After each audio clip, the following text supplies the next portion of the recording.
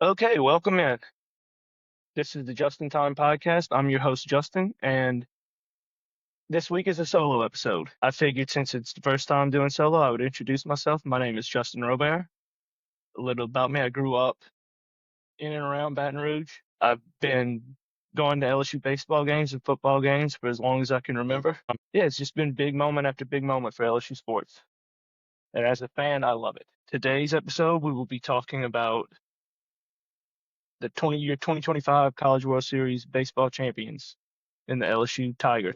And as you can see from this flag behind me, they are the national champions, and they have won it 8 times in 91, 93, 96, 97, 2000, all of those under Skip Bertman, in 2009 under Palmineri, and the most recent two under Jay Johnson in 2023, in 2024.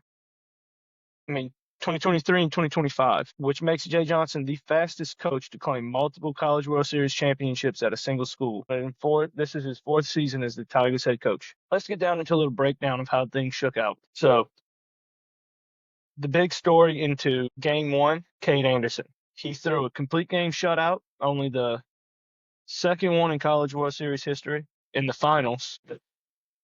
First one since 1993, if I remember right, them saying it was 1993 for LSU in the College World Series since 1993. This has been, okay, I'm sorry, this has been a long week. Right after we finished last week's episode, I got in the car.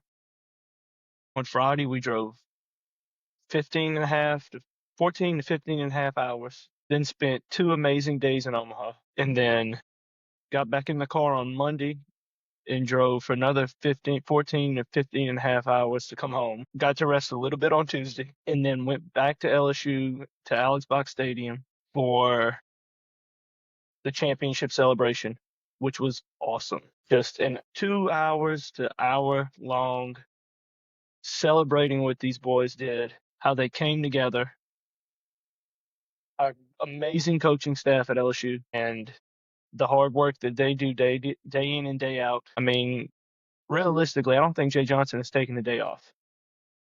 I think he might have taken that Sunday afternoon to celebrate, in a few hours on Monday when he was getting on and off the plane, and then I feel like he was back. I think he was back in his office trying to recruit and pick up transfer players, trying to get ready for next season so we can repeat or try to repeat. Realistically, I think they have a good shot at repeating. They have all the pieces coming back. It's about finding that, losing key pieces from this year's team, replacing them next year, but making sure that next year's team still has that attitude of the team is bigger than me that this year's team had.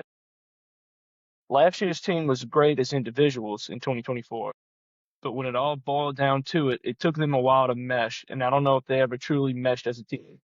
The way Jay Johnson got these guys to mesh as a team, as a unit, just, this is the result.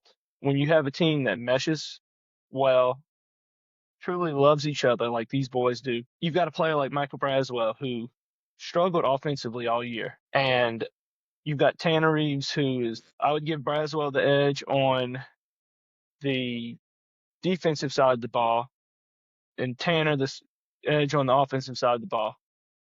When you have a kid like Michael Braswell who came here and did all he did last year and says, okay, he can hit better than me against right-handed pitching, that's fine. As long as we get to where we need to get. The goal is Omaha, as long as we get to Omaha. And he put the team above himself and went on the bench. Or Josh Pearson did the same thing. Josh Pearson was your hero of the 2023 series. He doesn't make that amazing catch in game one of the finals against Florida. We don't win that national championship that year. This year, he has, in the Super Regional, game one, he hit a grand slam and did amazing at the plate. Jake Brown started before him that game and played a lot more in the World Series this year. Josh Pearson was there cheering them on, and when he needed to be called upon to step up, he stepped up. This team came together as a team, and that's why they won the national championship. And like my shirt says, in Jay we trust. You can get this shirt and many more at blankcanvastshirts.com. Okay, back to where we started off at, talking about game one. Game one against Coastal Carolina, we score in the first inning to take the lead. Derek Curiel comes in. I think, if I'm not mistaken, he singled. I'm going to double check that right now. Give me 1 second. Working on getting that for you guys right now. This will cut out. Regardless, Derek Curiel gets on first. Ethan Fry moves him over. Milam, who had an amazing NCAA tournament, by the way, drives him in, which at the time was the go-ahead run, but ended up being the winning run. Cade opens up for Cade Anderson to pitch with the lead, and all he does is go 131 pitch shutout. It would be awesome if he threw a 30 pitch shutout. I don't think it's possible. But he only gave up 3 hits. He walked 5, and then he struck out 10. But he gave us the edge along with Michael Braswell coming in and doing what he did defensively. He might not have hit the ball, but one of the highlights of that trip was having LSU fans, every time he got up to bat, scream and chant his name, cheering him on every time he got up to bat. He made play after play that kept us in that game, and he deserved every bit of that praise. He might not have done it offensively, but last episode, Will asked me who I thought needed to be the impact player, and I said Michael Braswell, and he was the impact player. Speaking of Cade Anderson, let's see what he did. And he was 2-0 in the College World Series with victories over Arkansas and Coastal Carolina. He posted a .56 ERA. He only allowed 1 run and 6 hits in 16 innings, and he struck out 17. And he fired the second only complete game shutout game in LSU's College World Series history. He was a 2025 first team All-American and an All-SEC performer. He's also a finalist for the National Pitcher of the Year award and won National Pitcher of the Year. He finished 12-1 on the season with a 3.8 ERA, 180 strikeouts, puts him number 1 in the country this year, and puts him on LSU's list number 3 behind Paul Skeens, Ben McDonald, and then it's Cade Anderson. Paul Skeens with 209 strikeouts in 2023, Ben McDonald with 202 Ks and 89, and number 3 is Cade Anderson with 180 this season. That was the big highlight of game 1. That's all it boiled down to was Cade Anderson. There's nothing really to say other than that. They got it done. We needed them to get it done. They got it done. That was the first shutout game in College World Series, the College World Series finals since 2018. Now, the big stuff. This is where everything happens. This is where we had I said we would win because we have the best 1-2 punch in the country. And this is where the best 1-2 punch in the country shined. Game 2, Anthony Iacin starts this game off. Anthony threw 99 pitches gave up 3 runs on 7 hits and threw 6 1/3 innings. And Chase Shores finished it up. It's pretty amazing. LSU only needed 3 pitches to win a national championship in this final series. Chase Shores comes in, throws 28 pitches. Chase Shores, by the way, was a big part of that 2023 team before he got hurt. But he threw 28 pitches in 2 2/3 of shutout baseball. And pitching-wise, that's how we win that game 2. So let's get into this. So probably the funniest thing to me is I don't care who the umpire is. I don't care what it is. They have the rule in place you cannot argue balls and strikes. They give you a warning, and then you're out. Coastal Carolina loses 2 of their coaches. They lose their head coach and their first base coach for arguing balls and strikes. It's like Jay Johnson said in game 1 in his press conference on the hit by a pitch by Dickinson. He said, I got to be poised and in control for my team. I knew the rule, and that's it.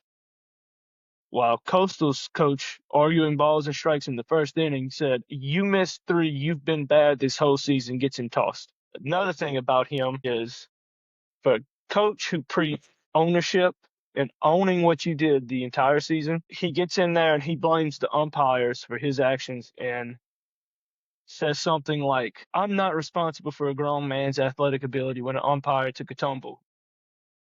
I'm not saying he bumped the umpire. It looked to me like the umpire tripped over the other umpire trying to break up the stuff, the altercation. But own it. You did it. Own it. Shut up and own it. I digress. That's just what sets Jay Johnson apart. He knows his team is in a big moment, and he performs in the big moments. He's an adult. He coaches like an adult, and that's why LSU is where they're at with the greatest coach in college baseball currently. So let's go this up. We were scoreless going into the second, and that's when Coastal Carolina hit a go-ahead home run. In the third inning, LSU ties the game on a double by Ethan Fry to score Danny Dickinson. Then, with the bases loaded and no outs in the fourth, Chris Stanfield comes in clutch with a two-run, scoring two more with a single, and then two more runs will be added on by a single by Derek Curiel, to score Dickinson and Hernandez to put LSU up 5-1. Morrison, the Sun Belt pitcher of the year, just didn't have his right stuff that day. He gets pulled in the fourth inning after four, which was a big story in of itself. Had trouble with his pitch com the whole time. I think the extra weight, they went to the watch. The extra weight threw him off. I don't know. The crowd threw him off. The whole crowd was LSU. It was basically a home game for LSU. There was hardly any Coastal colors in the crowd. I think all of that got to him. The moment got just a little too big, and he couldn't, without his coaches, he couldn't bring it back down, and that's why, staying poised as a coach is huge. So we go to the seventh. Coastal gets two more runs on a two-run home run, and that made it 5-3, and that's where it would stay. And then LSU would grab number 8. Now, everybody say it with me now. LSU is the the 8-time national champions. They got it done. They got it done, regardless of Coastal's Coastal's two coaches getting thrown out. That would not have mattered. LSU got it done. Jay Johnson knows how to put his teams in winning positions. He gets it done. Been the story of his career. He's just got it. His teams have got it done. What we got? All right, here we go. Now, let's go back to this. Is Jay Johnson the greatest college baseball coach currently? There's no question. The answer is yes. Like I said earlier, he might have taken a total of 24 hours off to celebrate his College World Series championship win. But he never stopped recruiting. We've picked up, since Sunday, the game ends, we've picked up Tennessee left-handed pitcher Ryler Smart, North Dakota State left-handed pitcher Danny Linchenmeyer. Sorry if I butchered your name. We picked up two infielders, one from High Point and Braden Simpson. And we've picked up Kansas State infielder Seth Dardar. And earlier today, I saw for the second year in a row, we had picked up the top-rated catcher coming out of high school for the second year in a row. He doesn't stop. And part of what makes him so great is he's got a great coaching staff behind him, in Josh Jordan and Nate Yeskie, just to name a few. Nate Yeskie might be the greatest pitching coach in the country right now. What he did in 2 years with our pitching staff is amazing. For 2 years under him, we've led the nation in strikeouts, and I don't think I can say, I don't even know, the 2023 team didn't even lead the nation in strikeouts. And Paul Skins had 209 of them. Yeah, 2024 team ended in the regional and was the nation strikeout leader. And this year's team was the nation strikeout leader. But we have other stories to tell today. And one just highlights the NCAA's indecisiveness. They won't tell you what something is and what something isn't. They leave the fans to speculate. One of them is Derek Curiel's walkout song. Is it because it was a Christian song? Is it because it was a Kanye West song? I really feel they need to come out and say it. Just come out and say it. It's not a good look for the NCAA if the reason is because it's a Christian song. But, that's just what makes Derek Curiel Derek Curiel. He's going to stick with his faith. He's going to go through it, and he's going to stand up for what he believes, and he believes in his walk with Christ, and That is amazing. You don't see too many players on national stages do that nowadays. The heat in Omaha, it was 110 one day. I mean, they had water. Now, they had a great setup. They let you bring in a 20-ounce bottle. They let you they had free water refill stations everywhere. They handled the heat right for the fans. It was windy, it was hot.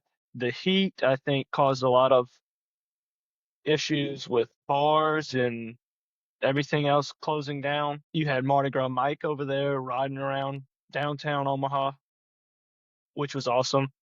Went to Barrett's. That was an awesome experience.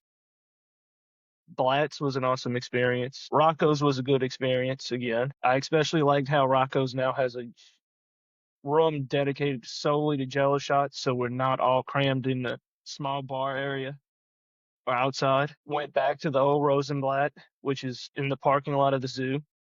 And just the people I went with, which made it another amazing experience. There's not too many groups of people you can go and sit at a hotel bar for probably 6 to 8 hours with and just enjoy your whole time there. That's basically what we did to celebrate the championship game that night. We sit at the hotel bar and cut up. Now, here's the real question. How many championships does Jay Johnson and LSU have to win before we say the LSU dynasty is back? 2 championships in the last 3 years is amazing, and Jay Johnson is the fastest coach to claim multiple College World Series championships at a single school. I would say, which LSU does have a very good chance of getting 3 in 5 years. I think the core of your team is coming back next year, which will lead you have leadership coming back next year. It'll be fun to see how these transfers and these high school kids come into this team and mesh with the coaches and mesh with what's already there. The biggest thing that's going to happen is who is going to step up and be your leaders on this team. I think Gavin Guidry will step up and be a leader. He was in the dugout. He got hurt, hadn't pitched a single pitch all season, but he was there as a leader, cheering his team on and just making sure everybody stayed up. You've got Milam coming back, who has a big chance to be a leader.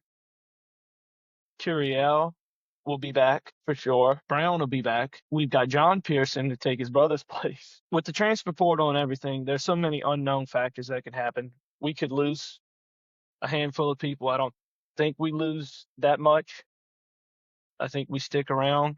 There's a lot of players with a lot of potential that they had upperclassmen with not much more, but were already developed to take their spots, to fill those spots, and they'll be a year older next year and they can get it done. What it all boils down to is every year the goal is Omaha. If you can find people to come through and players, these young men to come through, play, and mesh well together and become a team, LSU has a great chance at repeating next year, which I hope they do because I love going to Omaha. I've been there twice and I would love to go back. I think they get it done, but it's so hard to go back to back.